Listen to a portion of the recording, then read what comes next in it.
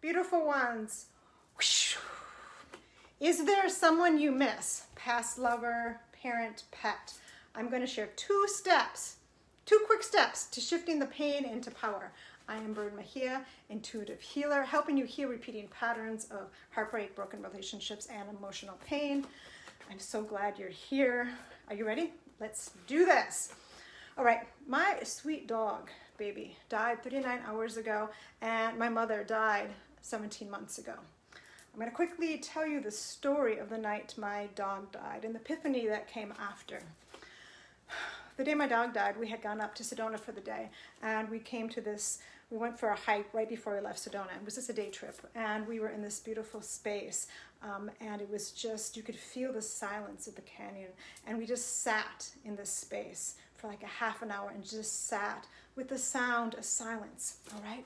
And then driving home, the song, my friend was playing our remake of The Sound of Silence by Simon and Garfunkel, but this one was by, I think, a group called Disturbed, and it was just beautiful.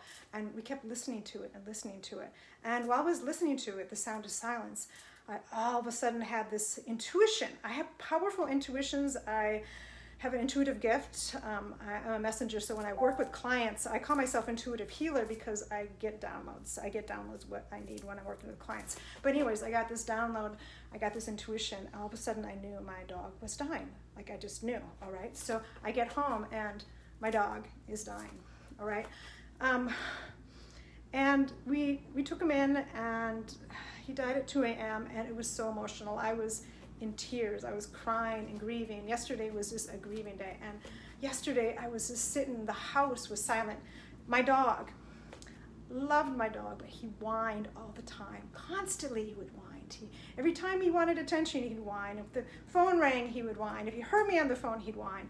But all of a sudden the house was so silent.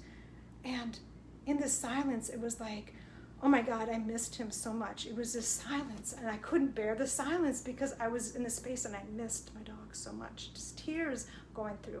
And then last night and this morning, I thought about the sound of silence. And a lot of times we're rushing, and we avoid the silence, right? But what does the silence have to teach you? This is what the silence taught me about missing my dog, okay? Well, first of all, the 2 steps of painting the pain of missing someone to power. So the first one is to grieve, all right? For some of us, we grieve naturally, like we're just crying, but for some of us, like we don't know how to grieve, and we shove it down. And especially if you're a male out there, you just shove that down, right? So number 1, you have to grieve. Take time just to grieve and feel it and to cry and to express it whatever way you are needing to express it. So number 1, grieve. Number 2, though, this is really powerful. And this is what I understood this morning, is that instead of, when my mother died, I would often, and I still do, except I have just shifted this today. When I miss her, I'm like, Mama, I miss you. And you go back to this memory, and I kept on thinking, baby, I miss you. So instead of saying when you're missing somebody, and this can apply to someone that has passed, it can apply to a pet, it can apply to a past lover, it can be someone that you're still in love with that chose to be with someone else, someone that broke your heart. It can be anybody, right? So instead of thinking, I miss this person, when you think, I miss this person, I miss them doing this, what you've done is you put yourself into the past, all right? So now you're in the past, you're feeling the memory, and you put yourself into the vibration of sadness, which is a lower vibration, right? So you put yourself in the past and in the vibration of sadness, which is lower vibration. But if you say, thank you. So for example, my dog, every time he always stayed in the little space by our bedroom, the hallway. And every time I'm there, I'm like, oh my God, I miss my dog, because he would run down. And now I just go there and I say, thank you. I say thank you, because what that does is it puts me in the present moment. I'm saying thank you for the past. I'm not in the past. I'm saying thank you for that moment. Thank you. And I'm in this vibration of gratitude. And gratitude is a higher vibration. And when you're coming from gratitude, guess what? This is the other beautiful thing.